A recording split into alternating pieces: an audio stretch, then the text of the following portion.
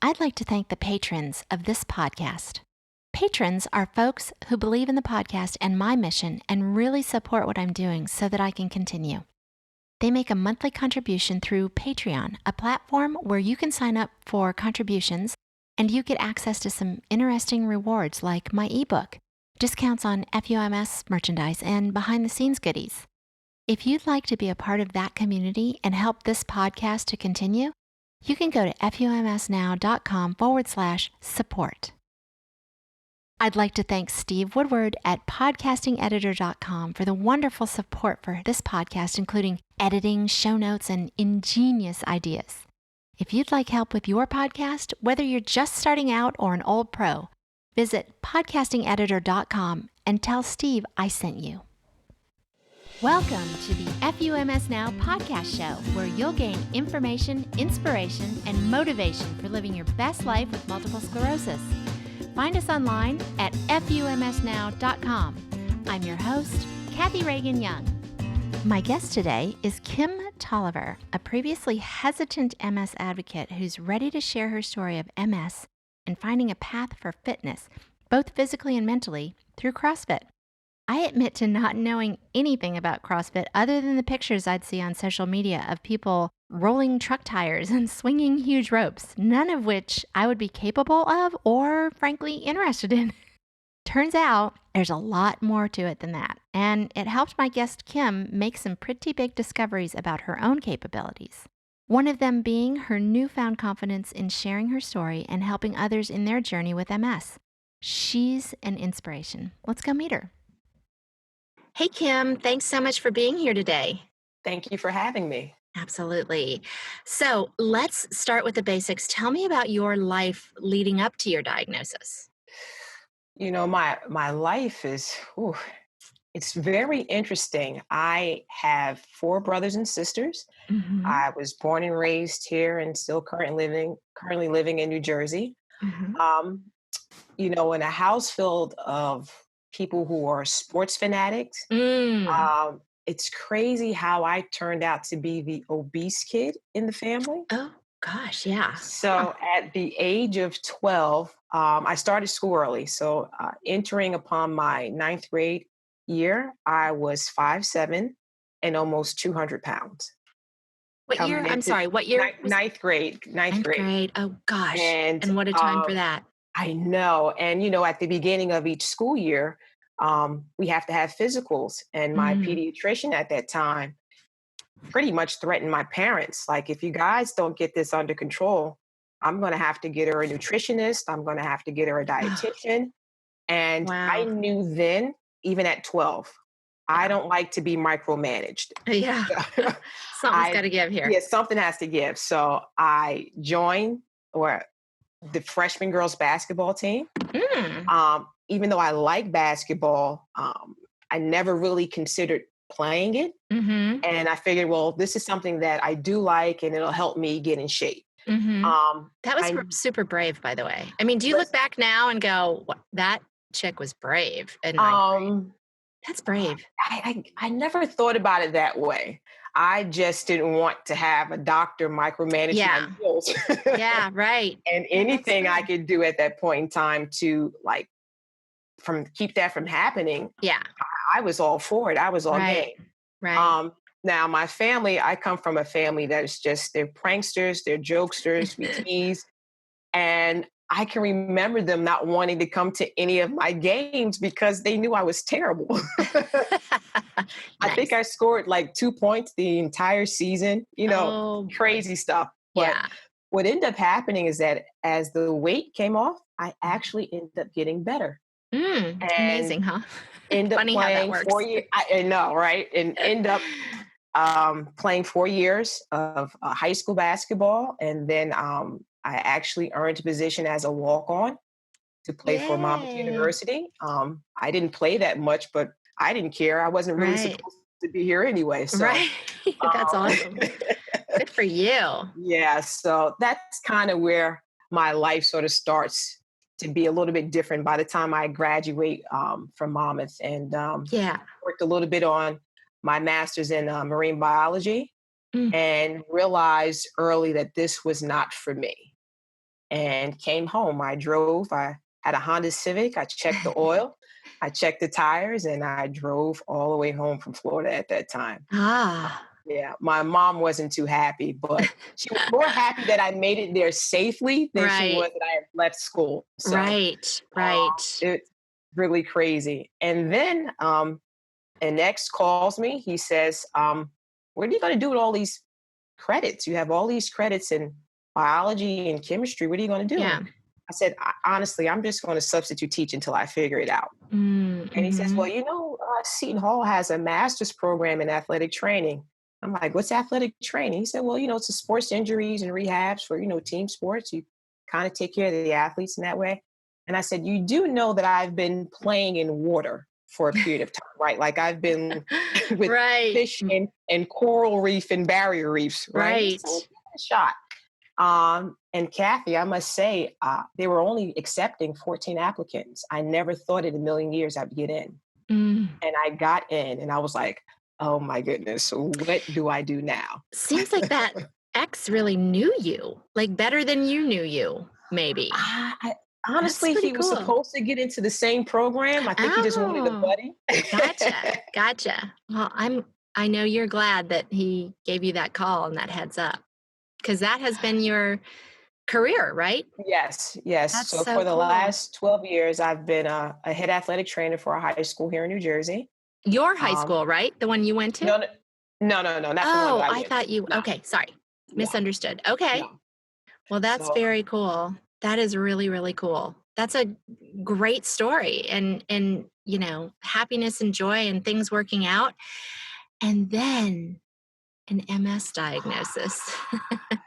Could you share with everybody how that little treat happened? Um, I'm going to say the last year I was in grad school, I started to have these symptoms, Mm, migraines and fatigue, and I kind of just wrote it off mm-hmm. as that's what I'm supposed to feel like. I Yeah, was in grad school full time, right. was at also doing an internship, and then I was waitressing as well on the weekends. So, Yeah, of that would course, I'm cause supposed fatigue. Of course, you can write absolutely. that off. Sure. Absolutely. Yeah. And then about 6 months into starting my job as an athletic trainer, I'm walking out of my building and I have this numbness and tingling going down my left arm. Ugh. And I'm thinking, like, you know what? You go to the gym every day, you're probably doing too much. You It's pinched a just nerve. pinched a nerve. Yeah. I pinched a nerve. And for a few days, I just kept thinking it was that until my symptoms started to progress. And it was now the left side of my body, my left lower leg. And I'm like, I know too much about science to know that this is a pinched nerve. Yeah. I was going to the bathroom more regularly. Like, Mm. I'm like, Mhm. what's going on? So a That's a good lot of friend of nerves to mine, be pinched at the same time. yes, yes, I knew something was up. Right. I just didn't want to admit it at that time. Oh, girl, I So know all about that. I think most of yes, us do. Yes. Denial. um, I am Cleopatra, denial, queen of denial. denial. Oh Right. I man. get it. And then I'm on the phone with a friend of mine who actually went to grad school with me. She was a part of the physical therapy program.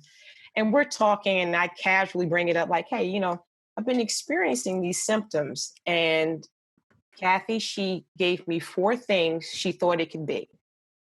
I don't remember the other three. The only one that I paid attention to Right. was multiple sclerosis. Yeah. Nobody wants to And hear not that. knowing that much about it, I had a feeling that that's what it was. And Wow. lo and You're behold, intuitive. that's what it was. Yeah. Oh, God. So Yeah. you've accomplished this major feat in education. You got your undergrad and you got your master's. Everything's looking good. You got a job. And then 6 months later, you're handed this diagnosis of MS. You must have been crushed, especially being so young and just starting your career. How did you deal with that? How'd you not crawl under a rock for a while? Or did you? I'm assuming a lot. The honest truth, I thought Yeah. God was setting me up. Like, Mm. Mhm. nothing that I've ever had to endure in my life has ever come easy. And it was just like, as soon as things were kind of Yeah. going well and I was Clicking. in the flow, and then it was like this, and I honestly gave myself 3 days. And that was just the 3 days I was in the hospital Mm. to kind of get over it, accept it, like this is what it is. And I Gotcha. say that because the day that I got out, I went home, I got dressed, and I went to work. Wow. Because just because I have this diagnosis, Yeah. I'm not going to treat it any differently. I'm going to live my normal life as best I can. So I don't have to be to work till 1. I got home around 10:30. I changed my clothes and I walked into work very slowly Mm. because Mhm. most of my symptoms were in my lower legs. So I Mm. would have a pins and needles sensation. My balance would be off and I would just walk in and write it off. And people notice and, what's wrong today? And I say, oh, Mhm. just a tough workout at the gym. I would Mm. just, I would Mhm. defer, Yeah. use little things that people didn't know that I was Mhm. actually using as an aid or a crutch to help me get through my day. Right. Yeah. Right. That's really strong too. I mean, I hope you're getting, I hope you're seeing in going back in your life all these pieces that are showing strength and bravery. We talked a little bit before I pushed record, and I don't feel like you're a person who sees that in yourself. I mean, I don't feel like you take time to think of yourself in those terms, and I just want to point it out to you because I'm hearing lots of bravery and I'm hearing lots of strength, and rock on, sister. But I do want to get back to, I just want to hear about your diagnosis. So you were in the hospital for 3 days. So you went to a doctor, and what did they say? Well, Get in the hospital? no, what happened was I decided to, and like I said, I didn't know that much about MS. Hmm. I had been, my mom was pushing, you need to go see the doctor, you need to go see the doctor. And I wouldn't go. And one evening, my symptoms got gotten so bad, I decided that I was going to take a hot bath, not knowing Oh, that shit. heat Good heat makes idea. your Yeah. symptoms worse. Yeah. And when I got in that tub and got out, I was just done. Wrecked. Yeah. I got in my car. I called my Mm. mom and I said, I'm going to the hospital. And she said, I'm on my way Mm. because I'm not the type to complain. I usually Hmm. stick things out. So she knew that if I am driving myself to the hospital, Yeah, this is serious. something is up. Yeah. Yeah. So with their examination and, the neurologist came in and, hospitals don't keep you for nothing. Right. So Right. when they Yeah. said, we're going to keep you, I Yeah. was just like, oh, this is not good. Yeah. Wee wee wee. When This is all an the signs, issue. yes, red lights flashing, Right. and with the MRI of the brain and spine, they found multiple lesions. And the one that's on my cervical spine was the one that was giving me the most Mm. issues with my Mhm. balance and my walking and my strength. Mm. So, you go in 3 days, Mhm. you get your steroid treatment to Yeah. kind of get you back to, normal or balanced or even, Mhm. so to speak. And then few days later, you follow up with your, the neurologist that they, set you up Mhm. with. And um, we went from there. Those first few years were very trying. Yeah. Uh, I was put on Copaxone and not liking needles and then having to, self inject yourself every Yeah. day. It was Yeah, that's a very, lot. very, yeah, very new. And then after being on that for 3 years, I'm walking into the supermarket and I'm getting this electrical shock down to my feet. Mm. And I end up having a relapse. Mm. And my neurologist, who she's not my neurologist anymore, but I love her to death because she knew for what I needed, she could not help me with anymore. Mm. And then she referred me to another doctor um, that was about an hour away for a new type of treatment, which is Tysabri, and Mm. I've been on that ever since. Oh, okay. Yeah. And and that's That's an infusion. How often is that? Is that once a month? It's once a month. Yeah, that's what If I I have thought. to go to the Okay. hospital, yeah. Yeah. And it's And about how 3 hours I have to be there. yeah. And so can you feel yourself like um I know with Ocrevus, which is 6 months infusion every 6 months, and I hear from a lot of people, including my VA, Becky, hi Becky, that as she gets closer to time for the next one, they call it the crap gap. So she can Mhm. tell she feels crappy. Do you have that at all with Tysabri? I do. It's actually a week before where it's Mm. increased fatigue. Mm-hmm. Um, Now I don't feel as strong. I call it losing my power. Yeah. I don't feel as strong as I would normally. Yeah. A little down and out. And then Mm. I'll look at the calendar and say, oh, next There, week I'm in for there it treatment. So is. Yeah, yeah, there it gotcha. is. Okay, well, good to know. And did you test for the JC virus? Yeah. So every 6 months, is Mm-hmm. I have to test, and I'm okay. Like Okay. I don't Good, good, carry it good. You're at all. negative. Yeah. Good, good, good. Yeah. Okay. And then I'm skipping ahead a little bit, but I know that you are very involved in CrossFit, which is super interesting to me because I don't equate people with MS in CrossFit at all. Hmm. Let me tell you what I think of when I think of CrossFit. Okay. A lot of sweat, a lot of big truck tires being flipped and ropes being, I don't even know what you call that, but Right. nobody can see Battle us because this ropes. is Yeah. audio, but I am moving my arms like crazy, pretend there's ropes in them. And it just looks painful. And again, with the, high intensity and the heat and all that sounds like not what most people with MS are going to seek out. Right. So Right. why did you, and what does it do for you? I How's it going with choose. your MS and CrossFit? That just It's seems like those two I shouldn't be know together. it's an oxymoron for sure. Yeah. Um, I needed something that was going to challenge me in the same way MS would. Mm. And the one thing about multiple sclerosis is the subjectivity of it, right? The unknown. Yes. You don't know, you're feeling fine one when you're doing well, and the next moment you're hit with this, and what's going to happen after, I call it year 15, because I Mhm. have, relapsing and remitting multiple Mhm. sclerosis. And they usually say around that 15-year mark is when you start to, see Mhm. changes into the next stage. And I needed something that was going to challenge me equally Mm. in order Mhm. to be prepared for what this disease may bring. Mm. And one of the things about CrossFit is that each day you're giving a new workout. It's Mhm. never the same. So you You have can't no idea. anticipate. You can't Just like anticipate. MS. Right. You don't know. Right. I You mean, don't know what's coming. the day before it could be, a 6-minute workout, and the next day you could be running a mile for time. Mm. Um, and it was going to challenge me, and I needed that. I needed Mm. something in which, and plus their methodology is great too, because they focus on functional movement.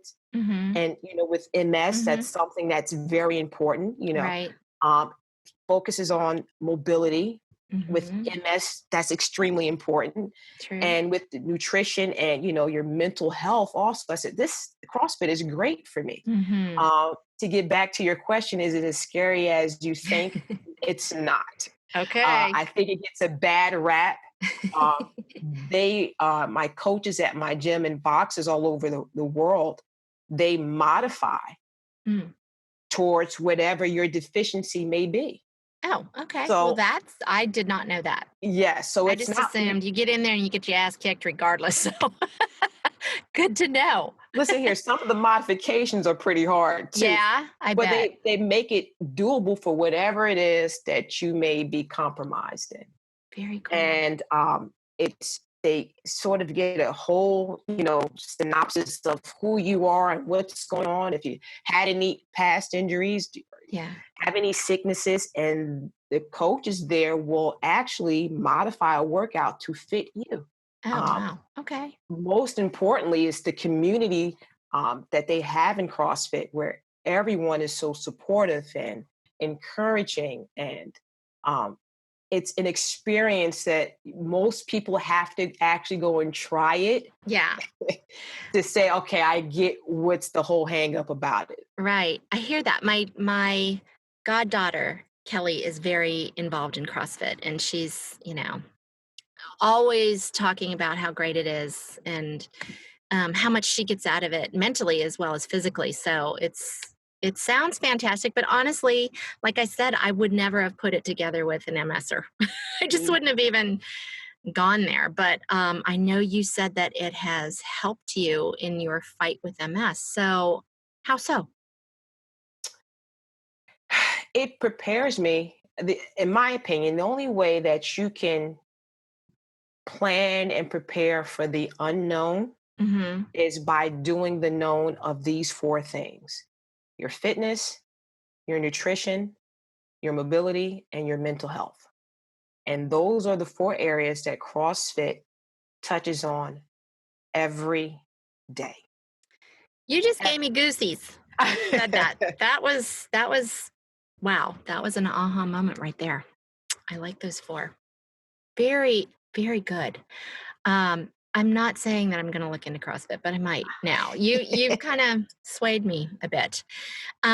So I was on your site, your website, which by the way is awesome, and I'm going Cool. to get you to give everybody that URL. And just to remind everybody, I always take the notes, so you don't have to, like, if you're on a walk right now or in the shower, whatever, where you're listening, don't run off the road or anything. I'm taking the notes. I will put in clickable links so you can find Kim and her website. But you said in one of your blog posts, and I thought this was phenomenal, quote, multiple sclerosis would expose me. It would make me vulnerable and seem weak in a world that I could not afford to be either.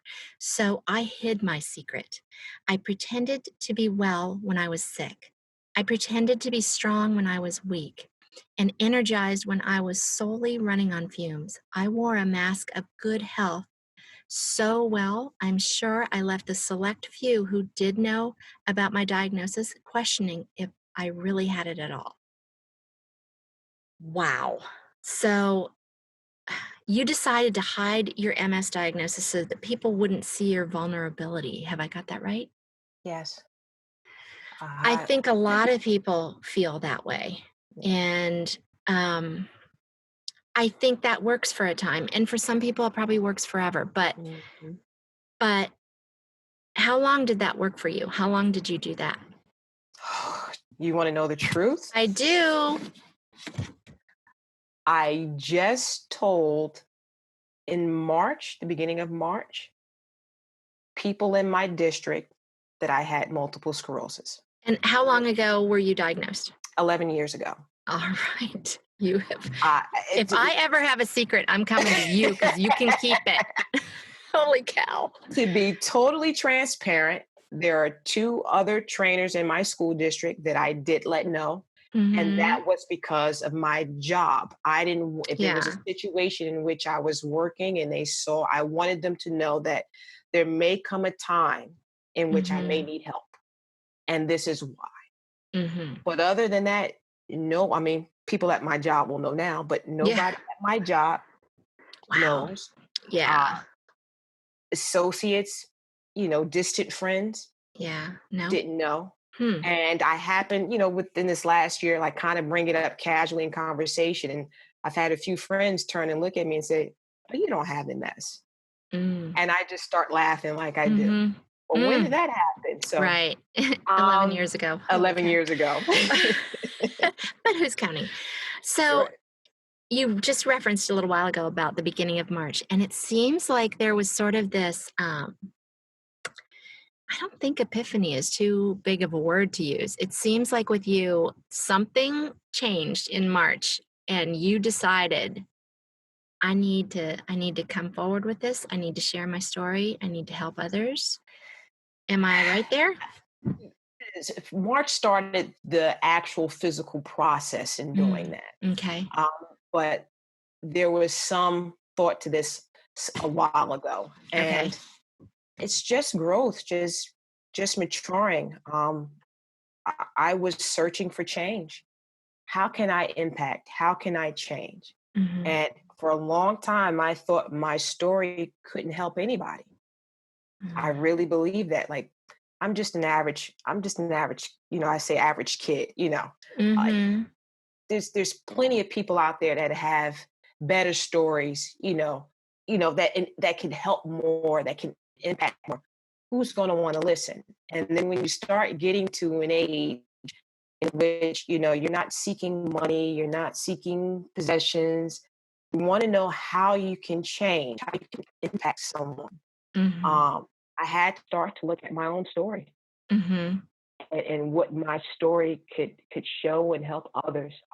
Even if it was only one person, I was just seeking out that one person that I could help. Yeah. A lot of it was just growth and Mhm. maturation at Mhm. that point in time. Wow. That's very cool.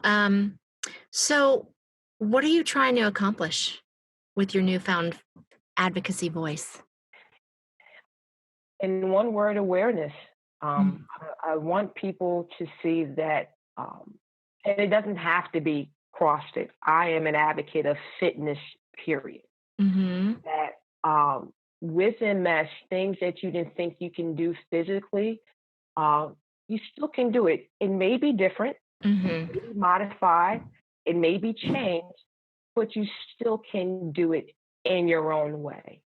And I want people to understand that through CrossFit, and CrossFit is just such a blanket word, but it's through movement, it's through Yeah. my nutrition, it's through my mental health that it has helped me get so far into my journey with MS and doing well. Mhm. That if you do want to try it, don't be scared, don't be frightened by it. Mhm. But it doesn't have to be CrossFit. If you want to do boot camp, if you want Yeah. to do cardio kickboxing, you may have to do it a little differently, Yeah. but that's okay. So Yeah. give So it a your try, mission give it a shot. your mission is to share your journey and provide support for others with MS. Is that Yes, pretty succinctly it? Yeah, yes, that's awesome. absolutely. That's awesome. And I hate that you ever thought, and I think a lot of people do, question like, why would I? I mean, other people are doing this. Who wants to hear from me? Because I want to say to you and everybody else, everyone's voice resonates with someone else. So there's going to be people, you and I, Kim, could say the exact same thing, literally the same words. And there's going to be people that hear it differently and absorb it more from you than from me, and vice versa. It's there's not a cap on the number of people that we need speaking out about this, advocating and supporting within our community. Um, we all have gifts to give and stories to tell and support to Right. share. And so, welcome to the advocacy, my friend. I'm glad to have you. Your voice is going to do a lot of good. I'm confident of it. Thank Um, you. I appreciate well, that. I appreciate what you're doing. You shared with me that years after your own diagnosis, two of your younger siblings were also diagnosed with MS. That must have been brutal. I'm sure having you to look up to and helping them was really helpful for them. How are they doing now? And do either of them follow your lead and make CrossFit or other, movement part of their fight against MS? They're both doing much better. My Good. sister was diagnosed 4 years ago. Hmm. My brother actually was diagnosed about 4 months ago. Gosh. Mm. I think both of them were. I mean, when you have younger siblings, they're just younger siblings. They're a bit of Hmm. knuckleheads, and Right. they probably had symptoms and just dismissed Hmm. them. I've been there. Hmm. Um, but they've gotten to a point where now understand the importance of taking care of their health and making sure that they're taking their medication. As far as them trying CrossFit, my little brother, he's just not going to do it. However, he has his own fitness regimen where Hmm. he does something in the morning, and that's for Good. him. Good. And I'm totally okay with that. Yeah. My younger sister, she has tried CrossFit, but because of her symptoms, um, it's a little bit more strenuous for her. So Mm. Hmm. she has modified, and we speak regularly, and she goes for her walks and she times Good. herself.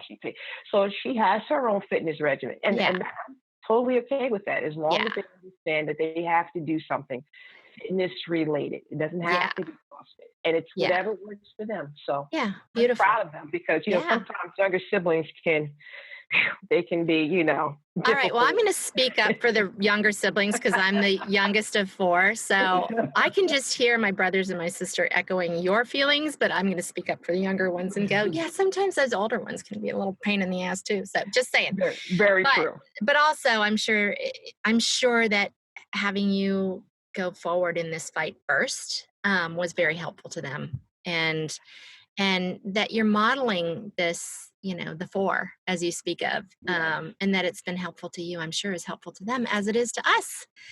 And I'm sure everybody listening right now is interested to learn more about you. If they want to reach out, connect with you, wish you well, read more about you and your mission, maybe ask a question or two, where can they find you? Sure, they can go to my website, and that's www.misscrossfit.com, or they can reach me on Instagram, and that's at MissCrossFit_CrossFitNJ, or they can send me an email, and that is lowercase k, lowercase t, at misscrossfit.com. Awesome. And as I mentioned earlier, all of that will be in the show notes. So just go to FUMSnow.com/podcast. I believe this is number 62, but I'm not positive. That's a lot. But I think thank you. I can't believe it. It's gone so fast. It's been so awesome. But anyway, just podcast. I'll get you to all the podcasts, and then you can find this one and get all of the clickable links to find Kim. So one last thing. Here in the FUMS Nation, we talk to this silly disease as it deserves, and we tell it FUMS every day. If you would please raise your middle finger in salute to MS and say it with me on 3. Ready? 1, 2, 3. FUMS. Rock on. That was perfect. That was a good one. Nobody can see, but we both had our middle fingers up, just to say. We really did. Well, thanks, Kim. I really appreciate it, and best of luck with everything, and thanks for doing what you're doing for our community. Oh, thank you, Kathy, for having me. I appreciate you. Take care. Thanks, everybody. I really appreciate you listening to the FUMS podcast show. Be sure to subscribe to it so you won't miss an episode. You can do that right on the website at FUMSnow.com. While you're there, sign up for the free email list so you'll be among the first to know of any new findings in MS research, new therapies and products, as well as any blog posts and podcast episodes I release. Want to chat with others in the FUMS community? Join us on Facebook at FUMS Now. Thanks again, and don't forget to talk to the stupid disease as it deserves. Tell it FUMS every day.